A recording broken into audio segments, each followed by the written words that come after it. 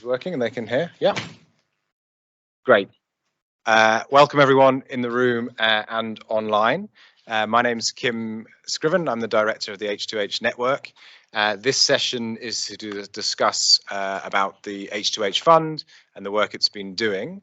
I see we've a lot of members, and I think what I would really like to do is to have quite an open discussion about what's worked in the fund, what hasn't, what we can learn from the different types of activation that we've had, and what we might want to do in the future to improve it and make it more useful and more relevant, as well as more accessible. I will briefly, I think, I'm not sure who needs to hear it, but I will give a little bit of a chapeau on H2H Network and the fund. So the Humanitarian Network is about 60 organizations who are service providers enabling the wider humanitarian response ecosystem, providing a range of technical services and support throughout the humanitarian program cycle, but particularly in response. And the network does a few things, but one of the key things it's done is provide a funding mechanism for members who have been through a due diligence process, allowing them to rapidly access funding in response to specific crises. And that's been active since 2019 and funded a total of 64 projects across 13 activations with a value of about £4.3 million. So I think the average allocation is about £60,000. So they're quite small targeted sums, but they allow organisations to respond quickly and we feel improve the wider response, the larger response of the operational agencies. What we're going to do in this session is hear from a number of H2H members reflecting on their experiences of implementing through the H2H fund. I think it's really important to say that this is just a very small slither of what these organisations do, and a lot of what happens through H2H funding then knocks on to either work that carries on with core funding or other funding, and that's, I think, one of the values and one of the benefits of the H2H fund. Once we've had those interventions from people in the room and online, I hope we can have quite an open discussion and share other experiences and hear from others in the room and online. So first of all, we're going to hear from Pham Man Sang, who's the Director of Corporate Services Capacity my handwriting is so bad. I know it doesn't say capacity building. It says capacity. So that's a more fun sounding title. I'm the Director of Capacity Bridging. Bridging, that's it. It's my bad handwriting. Man, over to you. Thank you very much. So our reflection. Thank you very much. Our reflection is that the important thing about the H2H funding we've had is that it is really fast and really targeted, and in an emergency, in a response method, we actually find the fact that it is important to have these missing pieces. So when we talk about bringing in reacting fast and responding to emergencies and sudden onset especially, it's the people to respond first will be local actors, the people that are already there, and quite often we find what is missing are what we think of as keystone items, very small bridging items that hinge them together, that leverage them together to give far more possibilities. And if you think about the surge aspect that comes in, international surge, then of course that's another element in there, or the part of the jigsaw. Now you have the majority of the jigsaw already in place. And what we especially find incredibly valuable with H2H funding is able to help find those missing pieces that connect the picture. And when that happens, then you can stand the picture works and actually moves together. And so what we kind of do there is we have to absolutely convene people together. You have lots of disparate operations working together, and quite often organizations and parts that don't normally work together, national response networks, private sector companies, international relief agencies, international organizations who may not have worked at this scale before, all of them wanting to work together. Of course there are coordination mechanisms in place. But quite often these coordination mechanisms may not be known to those who don't know. They tend to work to those who already know they exist. And one of the key things we found extremely valuable from H2H is the ability to us to go in there and provide hinges that link together to fit in this keystone. And we do this through coordinating when needed, support coordination when needed, do work with local organizations to convene organizations together so they understand and each other and form networks within. We build common platforms where people can openly connect different coordination mechanisms can coordinate together.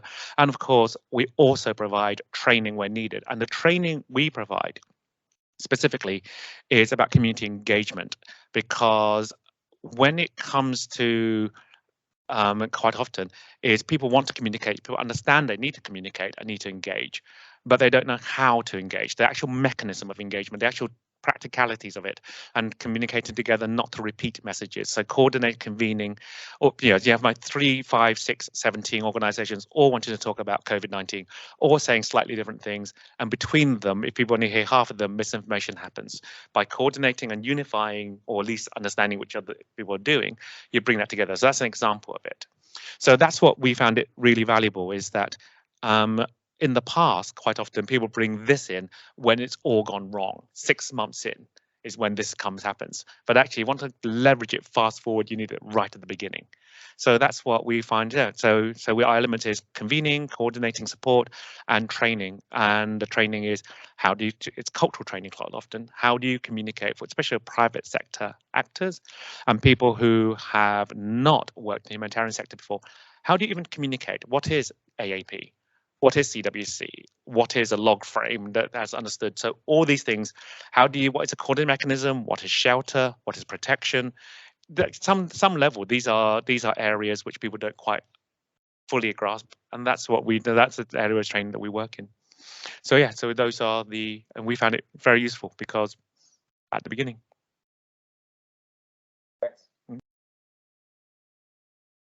Yeah, sorry, I wasn't sure what to do next. No, that's really interesting. It's raised a couple of points, but I'm going to hold off on those until we come back. Next, we're going to hear from Anna Lear, who's training coordinator at Group URD, who's joining us remotely. Anna, go ahead, please.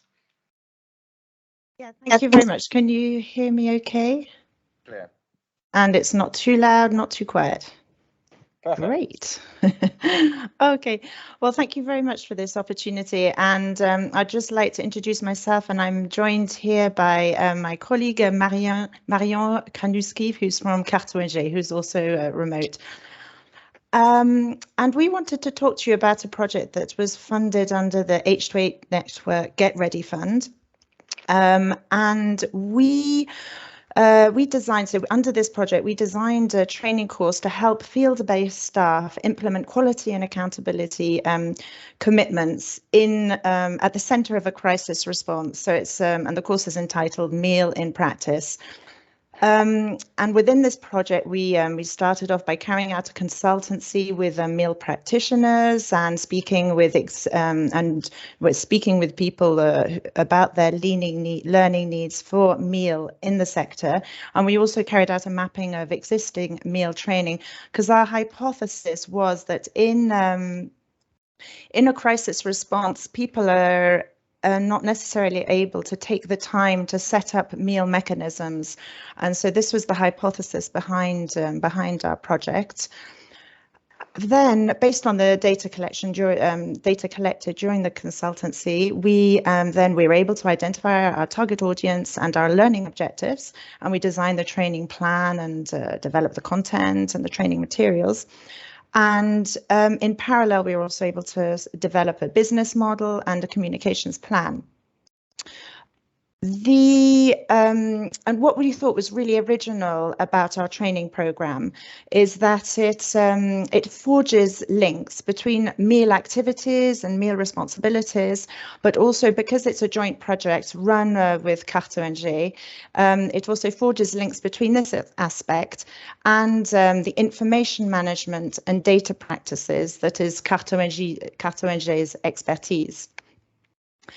And it also it also focuses on meal practitioners, and by that we mean the people who do meal, because when we talk to people, they highlighted the fact that existing training was not always readily accessible to field-based meal practitioners.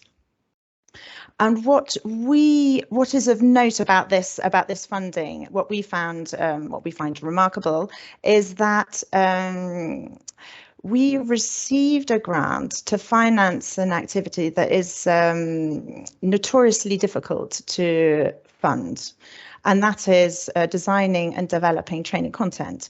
And I think I look back through Groupe Yardé's history, and I think this was the first time that we received a grant purely for the development, for the design, the content, for the to take time to reflect and produce a product, without necessarily the deployment, the running the training activities was not part of the project itself. And of course, NGOs are increasingly, investing in training their staff, but they are also looking for value for money, and they prefer to buy training off the shelf rather than, in putting added investment into tailor-made training or training built from scratch to meet their needs. And secondly, we also felt that this gave us time to, in advance of the crisis onset, this also let us take time to develop meal that is structured around the CHS, with the quality and accountability and the information management aspects. And we'd been looking to do this work for several years, because we thought there was a different approach to meal training that would be interesting to take, rather than looking at meal as its 4 kind of separate components and then bringing it together. We felt that there was another angle at looking at meal that would be interesting to focus on, especially on a crisis, at the outset of a crisis. And so this funding enabled us to do something that we would otherwise not have been able to do. In terms of lessons learned, I think that we should not underestimate the time involved in coordination.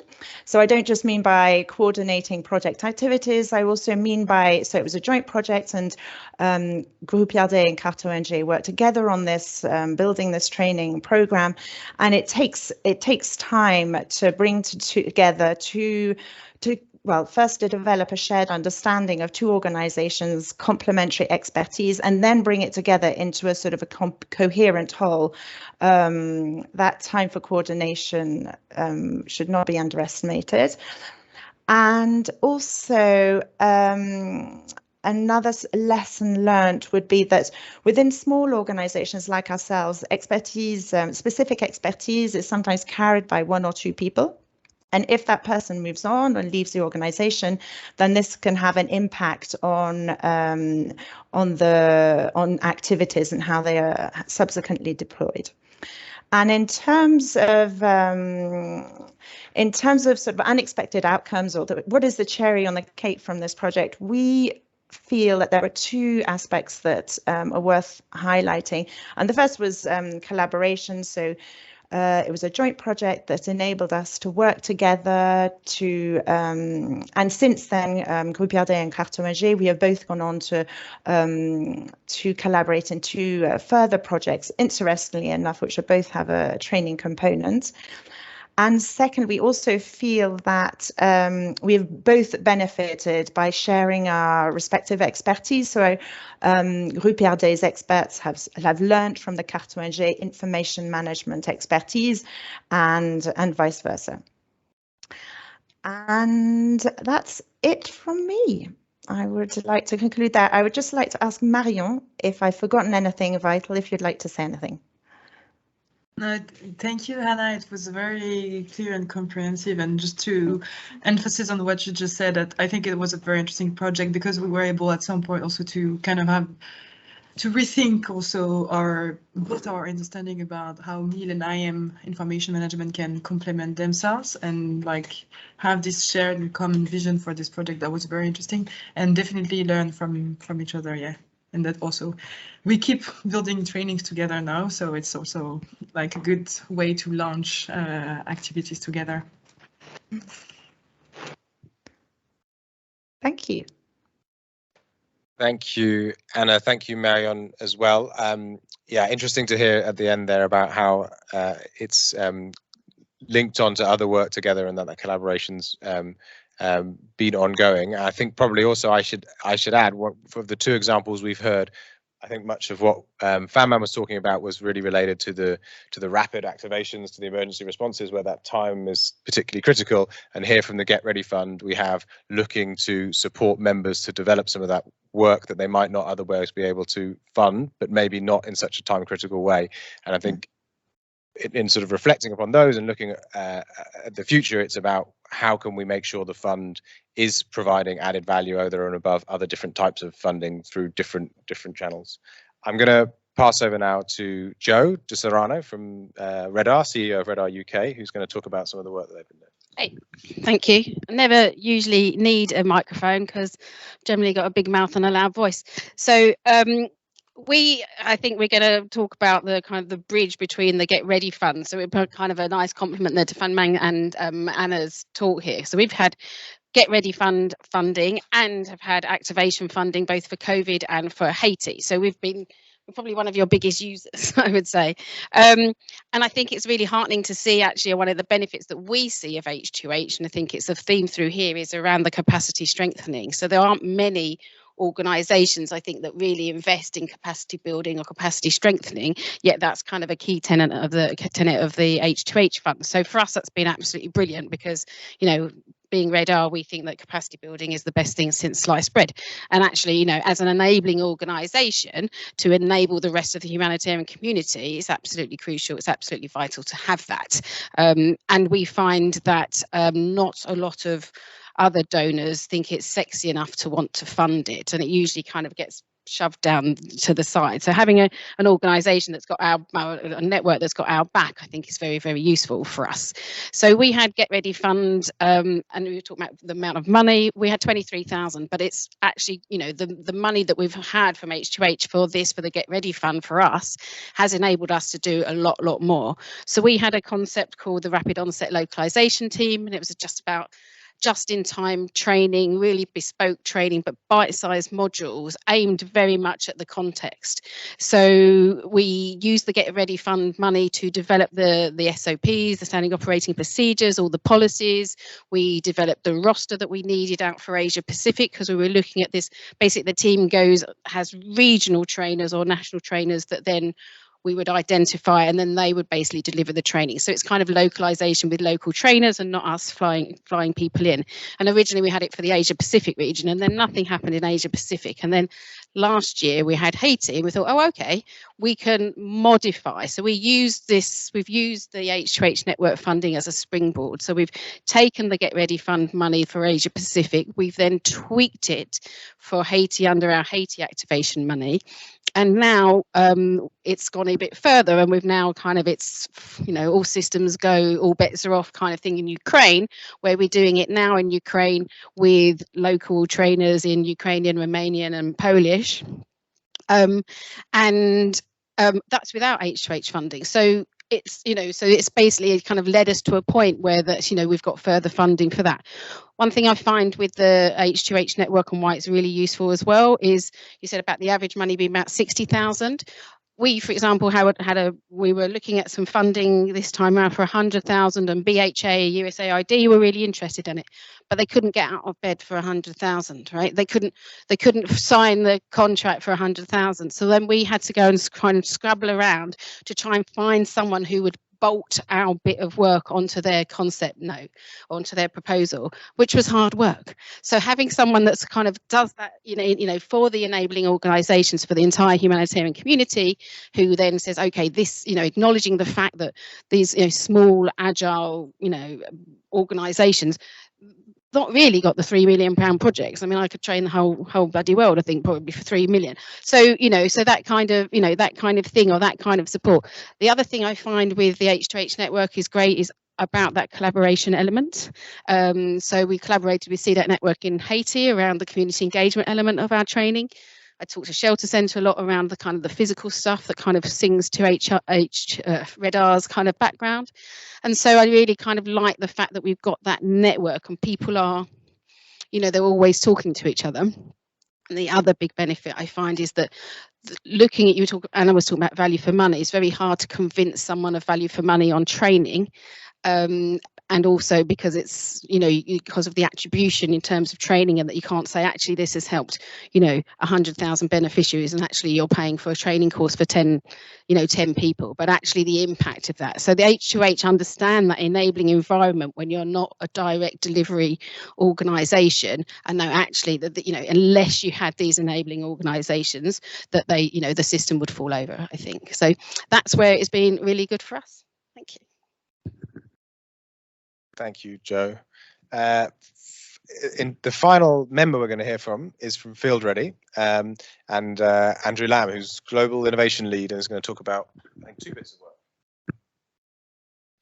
Thanks, and thanks for hosting this panel. Field Ready is a humanitarian, international humanitarian organisation. It's quite small, but at most about 100 people, and in 12 countries. And what we focus on is manufacturing aid supplies locally rather than having to ship them in.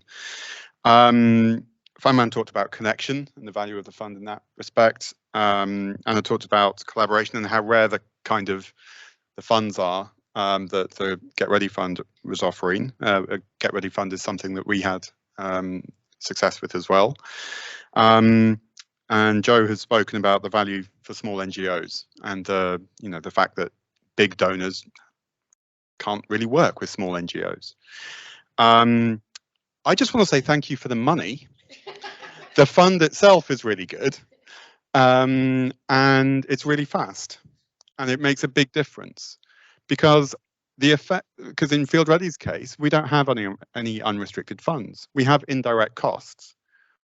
And we try to bill as much as we can as direct costs, but actually we don't have a public profile like, say, Redar has a history in the engineering profession, which means that we can draw in a huge amount of unrestricted funds. We have occasionally major donors that might put in 10 grand for a particular response when there's a major global appeal taking place, but most of the time we don't have any ability to respond. H2H has given us that ability to respond with this fund. So thank you for the money, because we wouldn't have been able to respond otherwise. We have been part of consortia for activations with big NGOs in the lead, and we are part of them as well. You know, it's an ongoing thing. But what happens is that the relevant government donor announces an activation of the partnership. The consortium leads, who are all big NGOs, may or may not tell the small NGOs who are in the consortia that there has been an activation.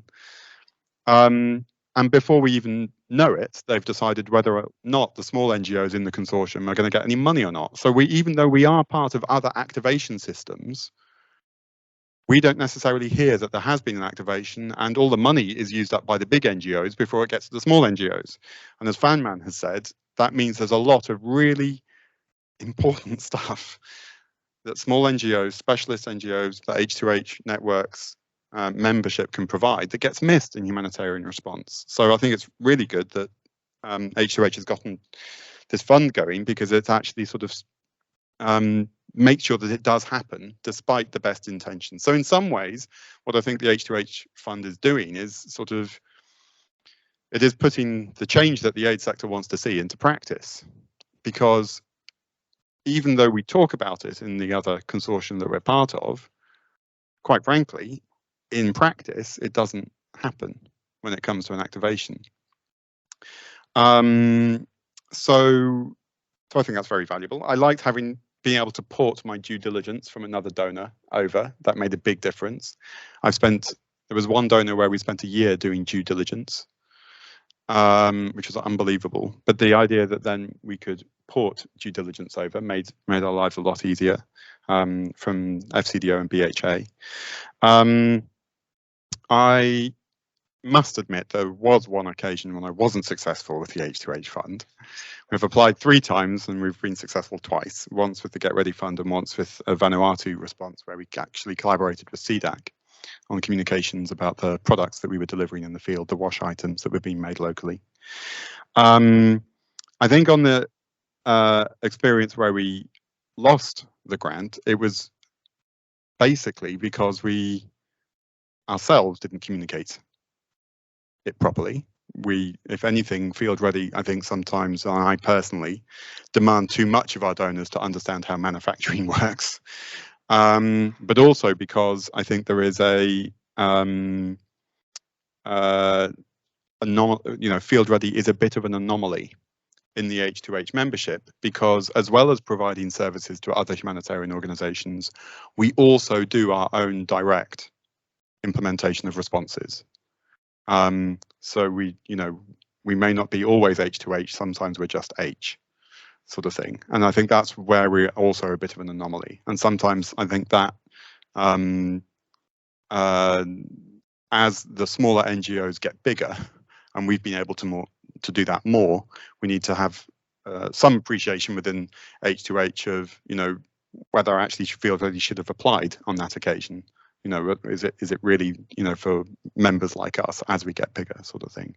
So that was on the Gaza response. I think if there was going to be something I'd ask for from H2H, it would be more of this, please. I think I will be there for you. I will advocate incredibly strongly for the H2H fund to become a member of the Disaster Emergencies Committee in the UK. So that alongside all of the big NGOs, the 15, I think it is 15 large NGOs that automatically get funded through the unified appeals of the Disaster Emergency Committee, H2H should also get funded from that, so that all of the small NGOs that make everything else happen in the sector automatically get funded as well. And I have to say, now's a good time to be talking to them, because they have a big response going on for Ukraine. But I'm very grateful for the money. I'm sorry if that sounds a bit trite.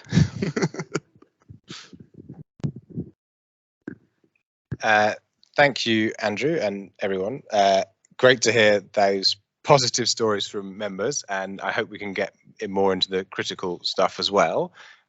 One last intervention I'm really pleased to have, actually. So one of the things we've been quite committed to is learning from the activations. So initially, as part of the FCDO funding, we had a partnership with ITAD to do case studies on a number of the activations. And more latterly, the last 4 activations, we had an independent consultant, Ina Blumel, who was working on them, and she's just wrapping up the final one of those, or it's in waiting to be published on Haiti, the most recent activation. And so one of the things that I observed reading across those case studies was her perspective growing and seeing some of the trends in what we were doing. And so I thought it would be really interesting to hear some of that. So Ina, over to you. Gosh, I thought of unmuting myself. Now that's almost achieving everything I wanted to achieve today. And I don't need to achieve much more, because you've basically said and touched on everything that I have on my list that I like. A great time actually doing these evaluations, 4 of them, 2 for Tigray for the first and second activation, then 1 for Gaza and 1 for Haiti, as mentioned. The overall objectives of those were to learn, and that's something that struck me across all of them and across the collaboration in these case studies with the core team of the H2H network, is this incredible craving for learning almost. There is a growing as you go and growing as a network, but also as team. And so there was looking at the administration of the fund and how the fund allowed network members to implement their projects, and then also what effect those projects had on the humanitarian response, the latter having been a bit of a challenge, which I'll come to. I'd just very briefly like to mention that we followed the hypothesis that when H2H Network, and I have to read this out because I couldn't learn it by heart in time, when H2H Network organizations respond in a timely manner, they coordinate and collaborate between themselves and with other actors across the system, They deliver services, tools and products that are relevant and appropriate, and they adapt and innovate. All of that should combine to enable a more effective and accountable humanitarian response. And so I've done key informant interviews. Some of you were in those and featured in those. I've gone through 60+ documents, some recorded facilitation calls, and so put together those 4 studies. Thank you for putting up the few points I'd really like to mention, and all of them have been touched upon by the speakers before me already. Number 1, the H2H Network Fund fills gaps and functions as a springboard, and I think almost all of you have touched on that. There's always gaps at the beginning of an emergency. I've spent 20 years responding to them, so I do know very painfully what those gaps are and can be, and your organizations have developed very specific niche services that can fill those, and at the same time still struggle to access some of those major big donor funding that does get the get-go from the onset of the emergency, and therefore you are highly dependent on donors that recognize that and allow you to implement in those very first crucial moments. And I think that's what the H2H Fund has enabled you to do.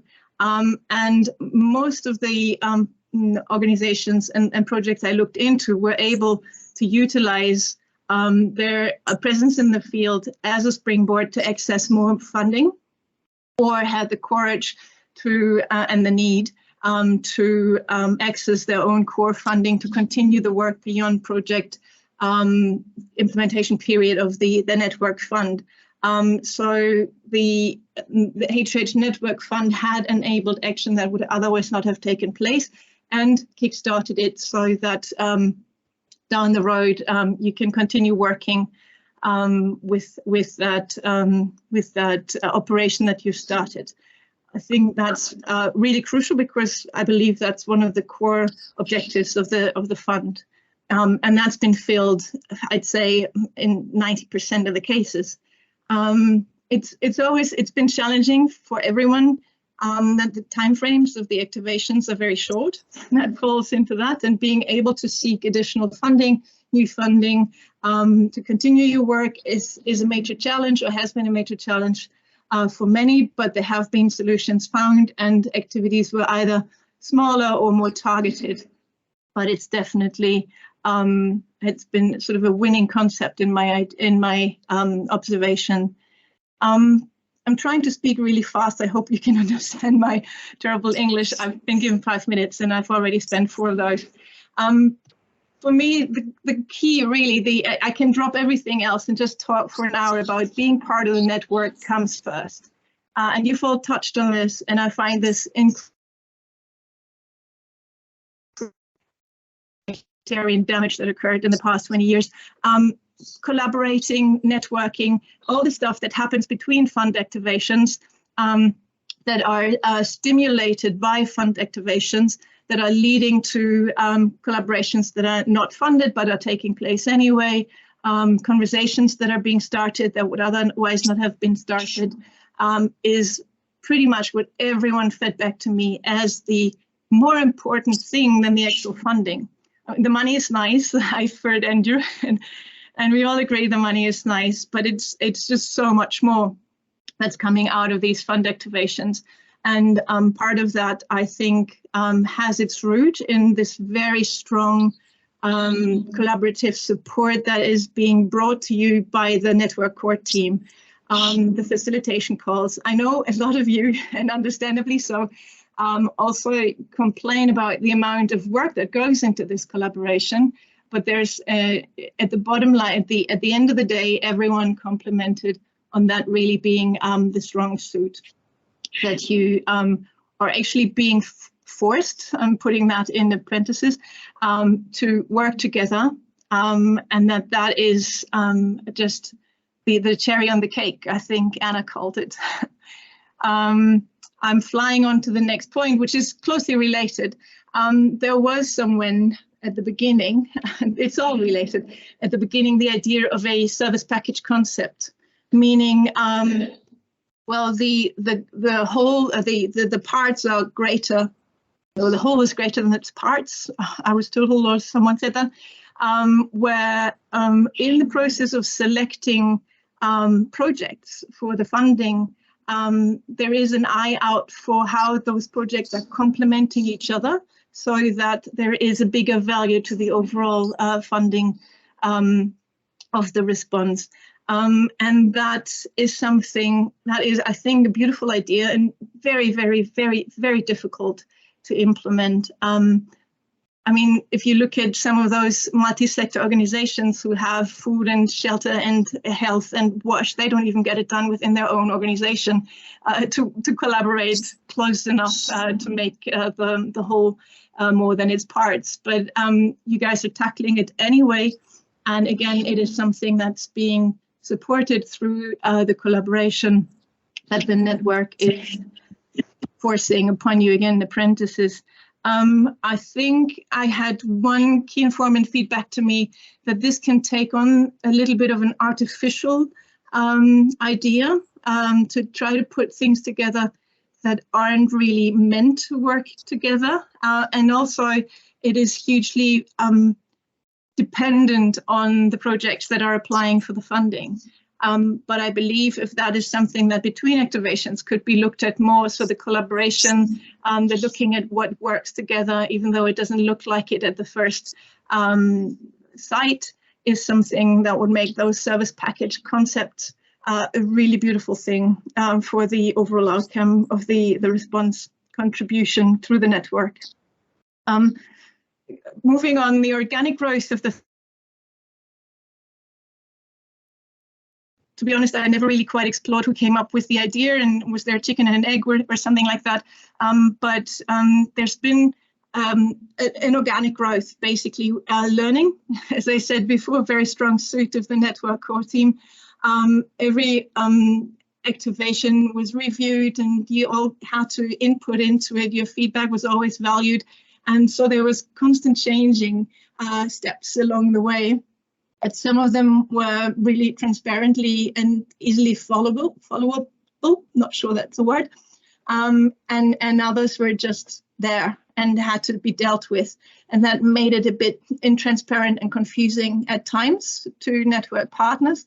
And there was a lot of experimentation, it seems, as well, because it's a network and everyone can chip in, and it's just, I think there will be a point probably sometime soon where this is settling in a bit more and has a bit more of a strategic approach, so that people applying for the fund, organizations applying for the fund, have a bit more of an understanding that this is what they get, or this is where we go, or this is what's possible and what's not possible. The network team, again, is extremely flexible and open to adapt and make changes on the fly, which I think is beautiful, but it's also very time intense and very difficult to do to one partner, not to the other. So a bit more of a sort of framework within your approach would be, I think, beneficial. And Andrew touched on this, and I think you all touched a little bit on it, hurdles and motivation to access the H2H Network Fund.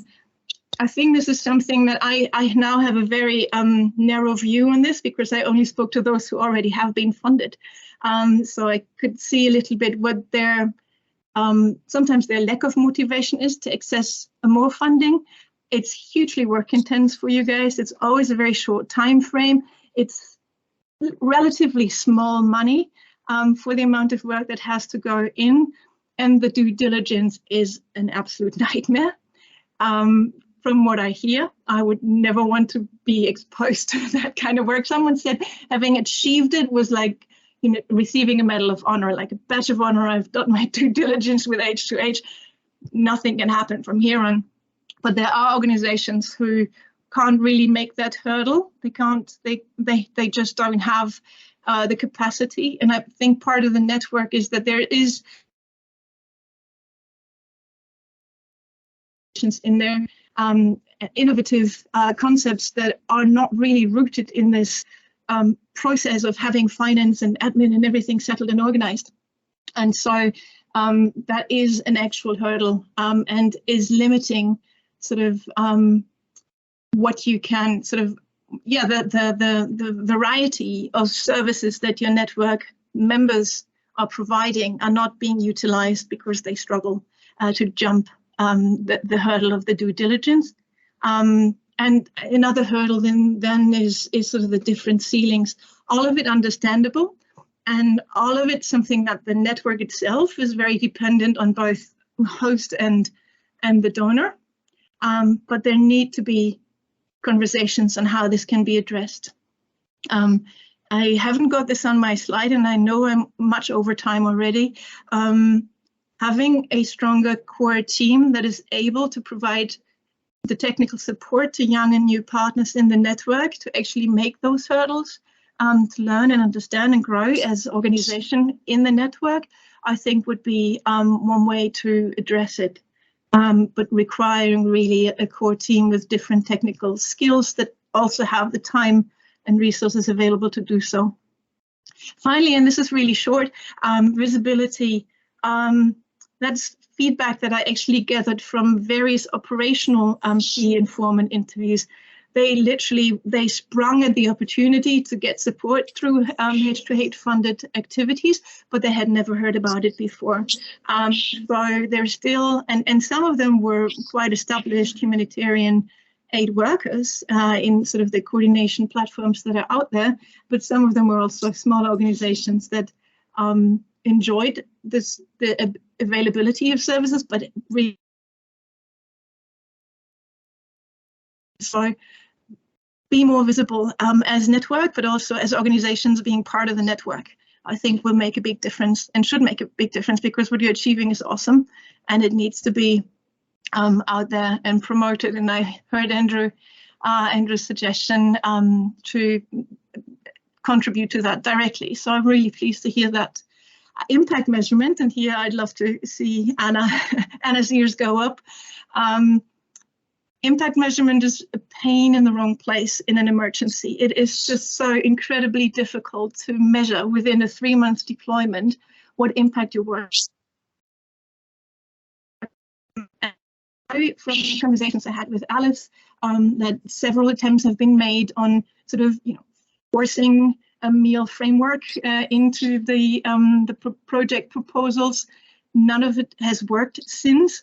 So between all these wonderful organizations in the network, please do come up with an opportunity to measure impact that allows to see what you have achieved, so you have numbers and not just a German random consultant who is massively impressed by the network to speak for you for 5 minutes in a small room. I think I'll leave it at that and hope I haven't confused or stumbled too much through this. Thank you for the time. Thanks, Sina. There was a lot there, but it's really useful to get those different perspectives and also to get some of those points on areas for improvement and growth as well. And yeah, I mean, we know that the meal and the impact measurement stuff is one of the hardest things, both for our member organizations and for us as a network. So great to pinpoint that at the end. I've had a few things that have come through to me in terms of, looking at the fund beyond the pure resources it provides and how we can emphasize that, how we can use the fund to drive collaborations without sort of forcing them, and what's the balance there. Looking at different use cases of the fund. So we've heard about the Rapid Response Fund and the Get Ready Fund. I'd be interested to hear ideas for what else we could do with it, and also questions about accessibility and the hurdles. And I would add to that, balancing that with the need to sort of keep a solid approach to risk management. But I would be really interested to hear any questions that we had from the room or from participants online. For those online, it'd be really helpful if you could ask questions in the chat. It would make it easier for us to manage, but hopefully then we can broaden that out into a bit more of a discussion about some of these lessons. So are there any questions in the room that we could start with? Sure, Steve. Thanks, all very inspiring. It's great to see how far H2H has come. It's expanding both size, but also reputation. just one very quick comment and then a question. On the issue of the DEC, I think it's unlikely that the DEC is ever going to give money directly to H2H. It's a fundraising platform. A few years ago, we did talk about a model, though, saying that the DEC members would have to spend X percentage of funds through H2H partners. So they would still manage those funds, it would still go through their books, but we'd be making sure that quality was assured by these specialist organisations. I think that's something that's worth picking up again at some point. My question, though, is thinking forward, if I had £10 million, which I don't have, to give to H2H, I mean, how would you use it? Would you do more activations, or would you make you have the same number of activations but make the grants larger or for a longer period of time? Would you expand the core team, or would it all go out in grants? I mean, do you have any idea of the sense of where you would like to grow? And that's not just you, Kim, that's just me. Yeah, I have thoughts, but I'll pass over to members first to see how they would answer that question. Then I might come back out on the DEC point as well. Who would like to shoot? Man? Right here. Did you hear the question? Yes. What? Yeah. Yes. Interesting question. Yes. I was going to say, of course, 10 million would be absolutely lovely. I'm sure all my colleagues here can think of many things we could do. But I feel that the point of what we've been saying is that small, targeted, super smart way of bridging is really important. And I would say one of the things that allows us to do that, and we were also fortunate to be recipients of the Get Ready Fund, is a lot of work we do involves preparation. A lot of the work we do involves smart thinking, next generation, next level work. And for that means investing in ourselves at some level as well. We're effectively, H2H, we're there to basically, in a way, it's very hard to find funding to make yourself work better, because it's not kind of thing, but we can do that. You can leverage it tenfold. And I feel that we have a very interesting capacity bridging, especially mentoring based support for capacity bridging, to bring capacity through based mentoring. That involved development, and Get Ready Fund allowed us to make that development investment. And that would be, and now I would say absolutely sort of like more of that. And also the ability to be agile, to go when needed quickly. And then I would probably say I would like some money invested in H2H so that their accounting systems allow us to be more flexible, because at the moment we're kind of stuck sometimes by saying, how much do you want for accommodation, how much do you want for travel, and they're fixed. I mean, this is the perennial about which is fixed, which isn't, and suddenly we need to move from one to the other. I think basically the training in Haiti went pear-shaped. The planning stage fairly quickly when we had to move across the island a couple of times. Oh no, we didn't move.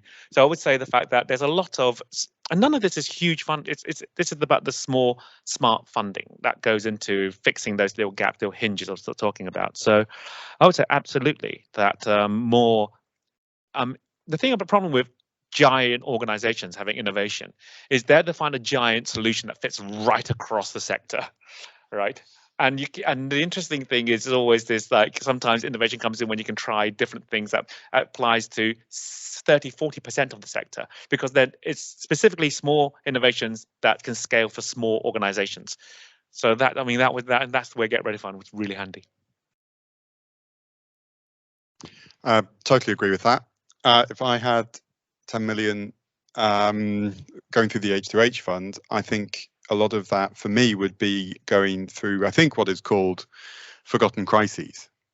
The kind of things that the DEC doesn't fund in the UK, the consolidated fundraising effort, and actually the kind of thing that is discussed a lot amongst the H2H membership, the forgotten crisis problem, and trying to find funding for that.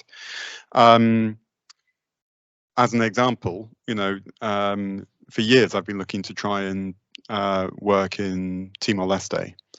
And we have quite an interesting design that would really support the work of World Vision Australia there, but we just haven't been able to find the right kind of funding, and partly because there needs to be some of what you said about the appropriate scale of innovation for small organizations, but also because it means donors taking a risk or a small amount added onto an enormous project, and then the enormous project quite easily gobbles up that money.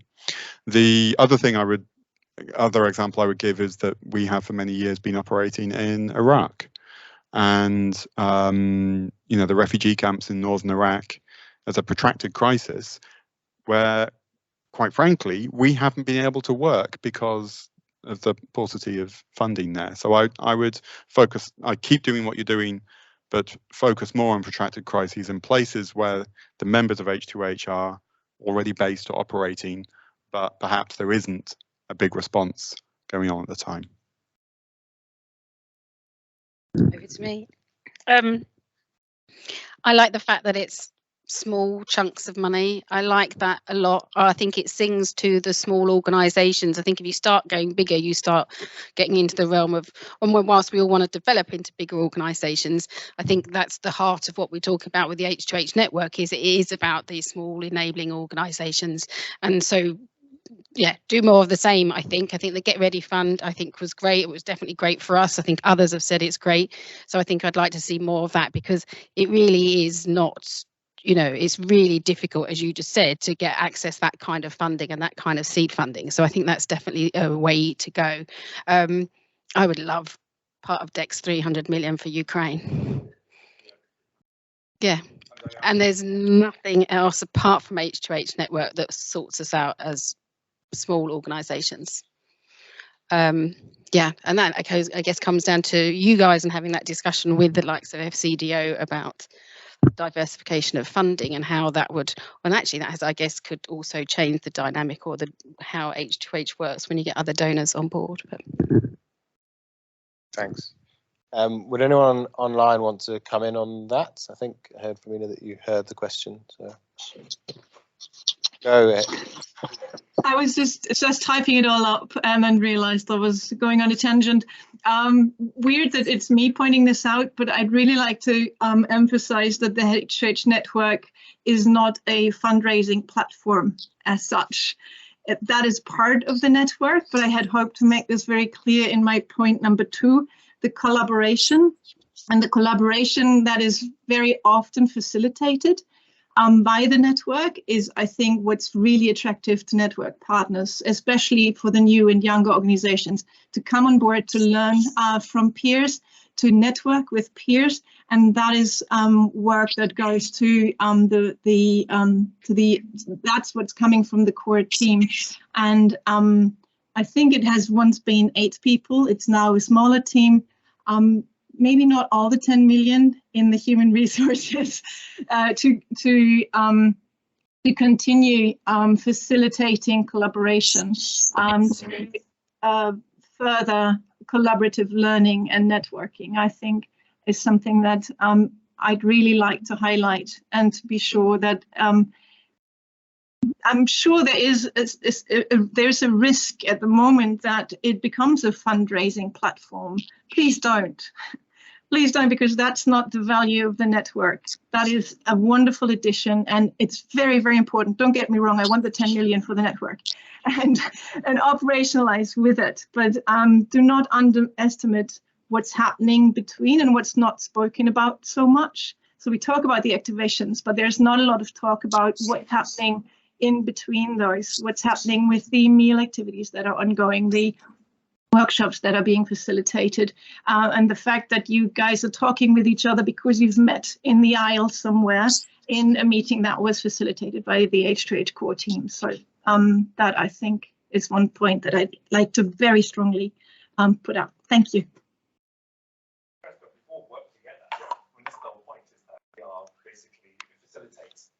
Ability for us to work together.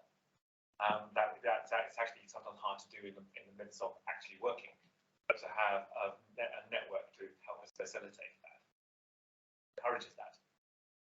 Regular call.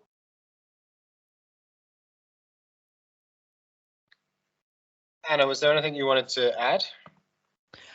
I think everyone's already said everything, but I'd just like to emphasize, if there was more opportunity for other members to apply for funding, like the Get Ready Fund that we received, to, you know, to be able to put an idea that you've had on the sort of on back burner for a while and you haven't necessarily known how to realize it, then that would be, yeah, more of the same would be good. Thanks. I guess I'm allowed to answer now as well.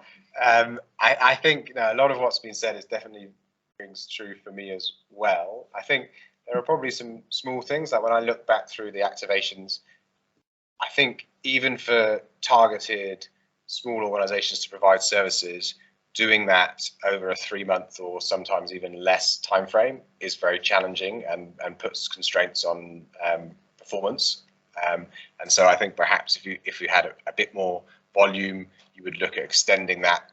I don't think that much, but maybe to 6 months or something. But if you extend it to 6 months, it does put the overall budget up slightly. So I think that has an impact. But I think that would be a positive one in terms of what members were able to do.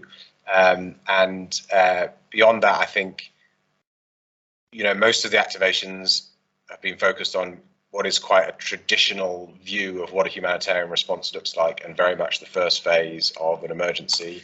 And I think perhaps we could broaden that out a little bit more to look perhaps at more anticipatory and preparedness-based responses, and seeing how I think a lot of member services will be very useful as the system gears up to respond, as well as when it is actually responding. As well as we've heard a bit about accessibility. I mean, I don't think we can compromise on the risk management stuff, and that's a key part of what FCDO and potentially other donors will see in the fund, is the ability to manage that. But can we do more to allow existing members to complete the due diligence, where I have to disagree with you. I don't think it's particularly arduous. I think it's difficult, but that's the sector we're in. I don't think our bar is much higher than others would face, but are there things that we could do to make that a bar that's easier to cross? And are there ways that we can link better with local actors and get more resources and partnerships to them, but that will have associated costs. But then broadening that out to the question about the DEC, one of the frustrations we've had is we've not been able to do anything about Ukraine, and we were talking to DSE about that. They're already funding a number of H2H members directly. When I spoke to them a month or so ago, it was about 6, and they were coordinating amongst themselves, which I think is great. We don't need to insert ourselves there. And I think, to be honest, the value proposition we would have to someone like DEC would be quite different to, it might be to an FCDO or USAID. They are not going to have the same sort of challenges in getting funding to these smaller organizations. They don't face those constraints. So they're clarifying and communicating what our value is over and above the funding becomes really important in terms of showing how we can engage. And I think that's not a specific point for DEC. I think that will be very true for lots of other donors who see the value in these organizations, but might not need that kind of platform for the funding. It's what else we can bring in terms of the collaboration and the value that brings as well. Are there any other questions we have in the room or online? I've got loads of questions, but I don't want to. I mean, whilst other people are thinking, sorry, someone put their hand up. Have you had any positive experiences coordinating with HCTs in country? Or has most of the collaboration been H2H members and other H2H members or NGOs? I'm going to ask first because my answer is going to be quite brief. I think in the first few activations, and if others in the team want to come in, I think yes is the answer. And there was instances of deploying physically and engaging with the HCT and the clusters in country. But I think that's not happened, particularly through the pandemic, because a lot of the services have become remote delivery. So I think now we're going back to normal, whatever that looks like. There is a question, I think, about how we make sure that the services get to operational agencies. And I think improving the way we engage with the formal architecture is a really important part of that. But I would also say that, yes, we need to do that. And I'll be interested to hear from members who have experience of working in those contexts, how we can do that. But I would also want us to broaden out our definition of what the second H is. So yeah, it means the formal architecture, it means the formal system, but it should also be local actors, local government, and they're often still excluded from that country level coordination. So how can we make sure that whilst we do improve that, we broaden out what it means to be a humanitarian who might receive services from our members. But from those who've deployed, I'd be really interested to hear as well. So we're in Ukraine. Well, we're not in Ukraine, and all of our training at the moment is all online, which is great because that makes it really accessible. And so we're having to liaise with the, with each of the clusters, and as a small organisation, attending each of the clusters meeting each week would tie us up and for a long time. So it's kind of a bit hit and miss, I guess, while we're there. And then also we have, if we want our ideas or our concepts and talking to the cluster coordinators to, be taken forward, we then have to apply for the Ukraine Humanitarian Fund. So had to go through a due diligence process for the Ukraine Humanitarian Fund. So it would be, I think, if there was an organisation that takes on the kind of like the mandate for saying these are the enabling organisations, these are the ones that are going to really kind of help make a difference and act as a catalyst for the response, then I think that would be great. All the cluster meetings at the moment I've been in, there's probably about 80-90% internationals and very few locals. But it's good that they're online because I can do them whilst sat in Croydon. I'm not sure I've got an answer. I was going to say, on speaking on for a CDAT network, I mean, one of our jobs is to provide that capacity bridge between HCTs and so quite often, so it's a little bit of a chicken egg for us, because yes, we do engage once we've been activated. So when we're activated, so for instance in Sudan, we've been able to, some of our members were having difficulties navigating that because our job was to provide those bridges, and there were extra training, both at program level and country, and also local act level. Because we had those connections, we were able to provide that. But of course, we were activated first.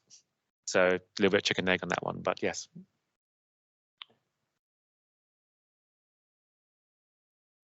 Is there anyone online wanting to come back on that, of the country level coordination? No? Then you go ahead, Chuck. James Brown. I'm a UK government-sponsored UNDAC member, the United Nations Disaster Assessment Coordination Team. We are normally one of the first people in country after disaster. I was on the Haiti mission in September last year, the earthquake in southwest Haiti. I know that the head of OPCHA was asked to look at the H2H proposals.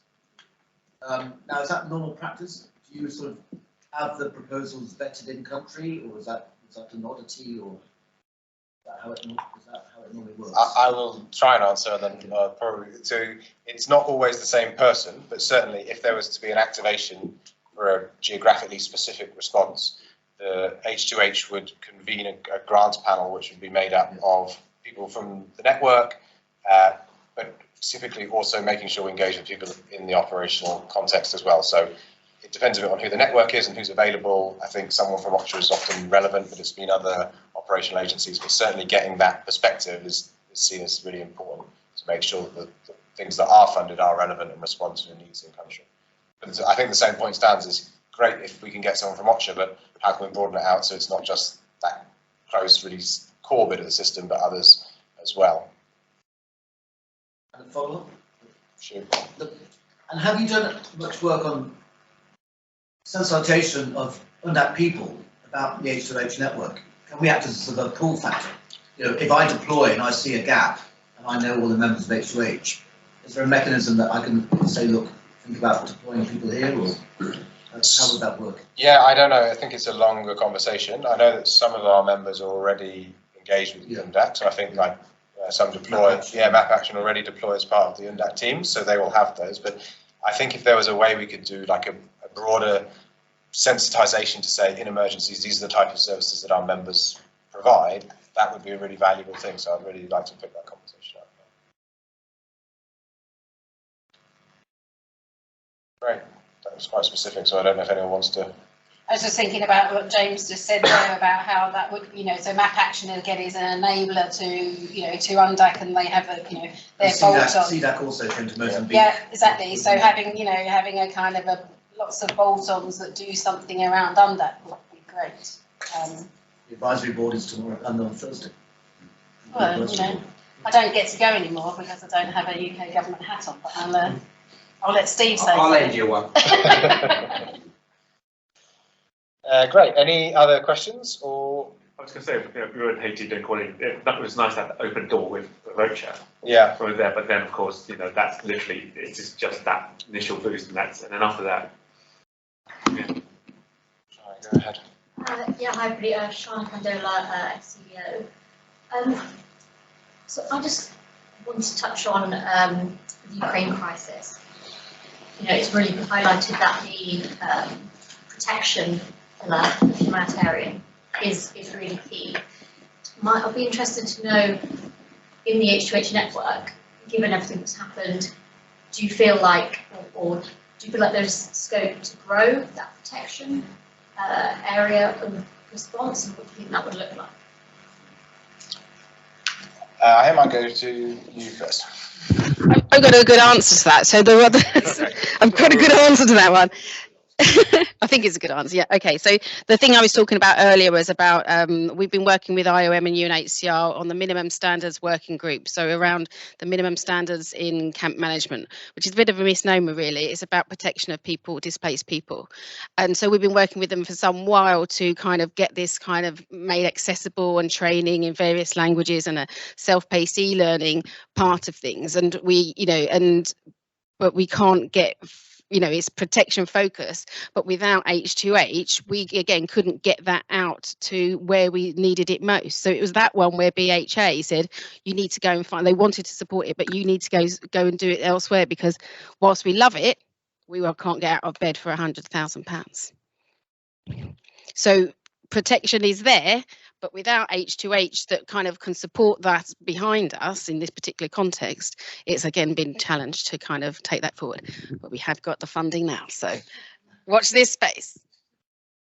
I mean, I would say that one of the things we're doing at the moment to sort of see that to members is actually assessing community engagement, accountability, and of course protection is part linked to that peripherally. And being on protection meetings is that one of the issues is that there's a lot of small organisations. The initial, as we said before, quite often the initial response, the jigsaw has been very well filled. Much of the board is filled by small organisations. The thing is, they're normally working social services style response. The international response and the language involved is something they are usually doing. Large organisations try to connect with them, and this is where H2H comes in, because we are used to and really specialise in working small organisations, providing that bridging between them. So I think it would play a part because of the ability to help in bringing on small organisations, working with small local actors, allowing them to be led and leveraging their skills, because they are reacting, they are responding, they have been for a long time at a large scale.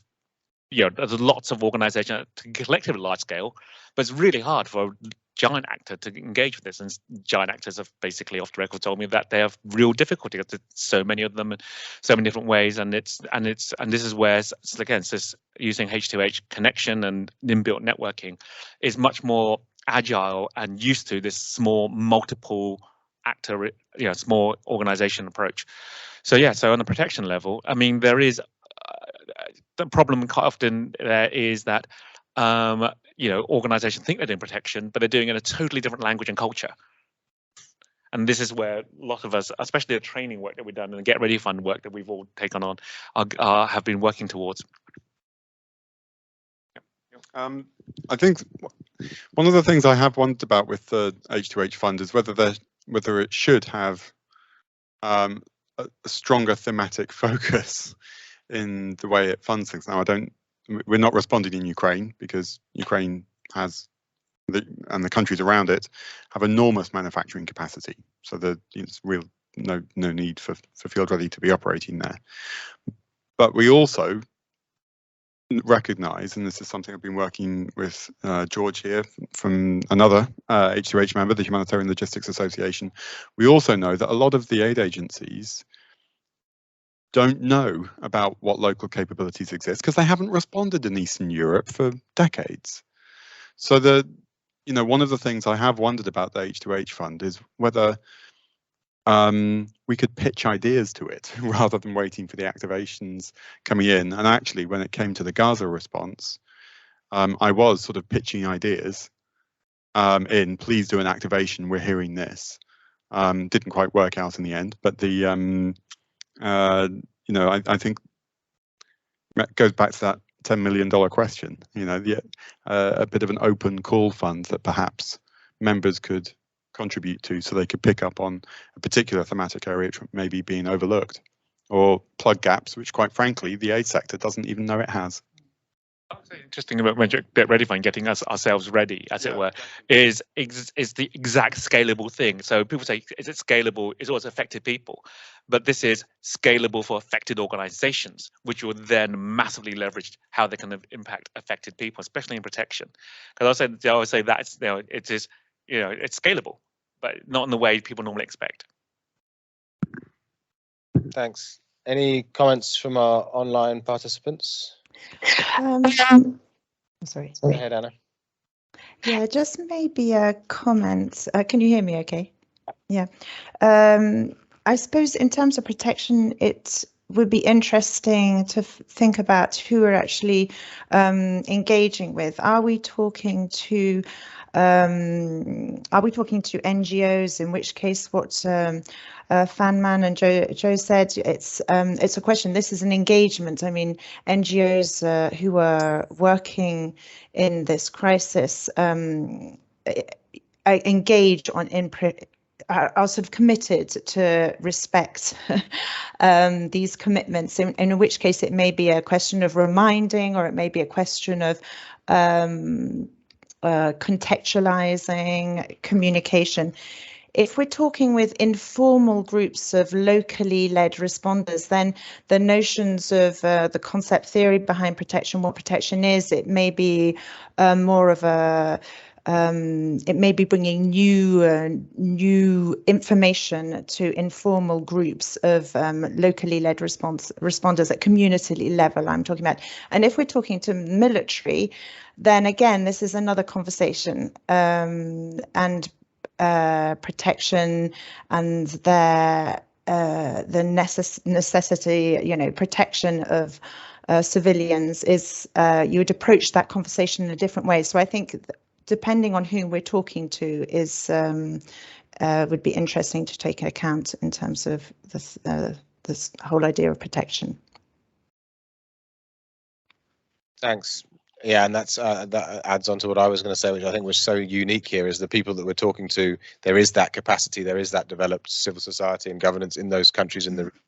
So the interlocutor for the system is so different in this crisis. But I do think there's a big role for the kind of H2H services to help with that translation, to help organisations with resources understand better how to implement some of the humanitarian protection guidance that there is. What impact that has on other crises, I think, is yet to be seen. Maybe it will trigger a broader change in the conversation about how we engage with local capacity, but maybe not. So. Yeah, go ahead. I don't know what to say. I'm in the mood to give out lots of money, which I don't have. But let's say I phoned up and said, look, we've got 3-4 million to give just for protection, just for GBV. Would the members accept such earmarking of funds? First part of the question. Secondly, how long would it take H2H to put together a collective proposal to how to spend that money? Or would you only be able to put it out through your funding mechanism? I'm not expecting to hear answers here. No, I guess on the thematic earmarking, I guess it depends a lot on how specific it was. If it was quite general, if it's, so we have 4 kind of thematic areas that typically the members fall into: so data IM analysis, community engagement accountability, program support and logistics, and what's the last one? Quality and sex professionalization. I think, like, at the level of one of those, potentially, theoretically, yeah, we could do something if it was like, that's the real need. If it starts getting into really niche, we want to fund these 2 organizations, like technically, yeah, we can do it, but it says, well, what value really do we provide there? And if that's the game we play, I think we'll get outcompeted by other platforms that can do it more cost effectively, who aren't interested in the collaboration element, who aren't interested in the value beyond the funds. So I think we'd have to be very careful about how deep we went there and how specific we went. Yeah, what was the other part of the question? I mean, how would you distribute the money? Would you just ask calls and proposals, or would you be able to collectively get together as buddies? I think it's always a balance. I'd be really interested to hear from others on this. Like, we do see really good collaboration between the membership. We had a session this morning on COVID. Like it really, the members really worked together, built something together, and that was really powerful and added a lot of value. But you can only push that so much. You can't force people to collaborate where there isn't a rationale to. And I think getting that balance right is something that I think we've done quite well today. It hasn't always worked, but I think has been one of the things that's worked well. And we need to continue to sort of to walk that line. But if there's two specific needs in a context where there isn't a rationale for collaboration, I don't think we should be pushing two organizations to work together.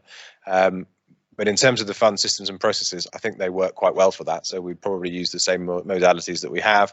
And the idea of doing the due diligence for members prior to any activation, I think works well, and we're going to stick with that. Yeah. Do any members want to come back on that? No? Maybe just really quickly in terms of the collaboration, I think for our project, yeah, just as I said, it worked really well with Cartology and Groupe RD. I think because we are quite similar organizations, similar size, and maybe with similar approaches to working, I think also our project could have been quite complicated if we had received the grant, if we'd sort of submitted our project just without necessary, and our two organizations didn't match. I suppose that's it worked really well, but I think because we matched.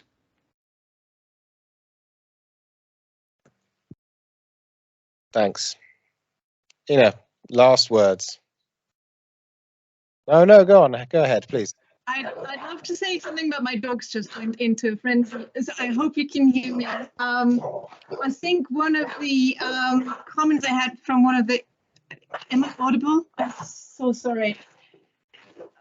I knew this was going to happen. I'm going to take you out into the garden because I think I'm safe from my dogs there. Not so much from the rain.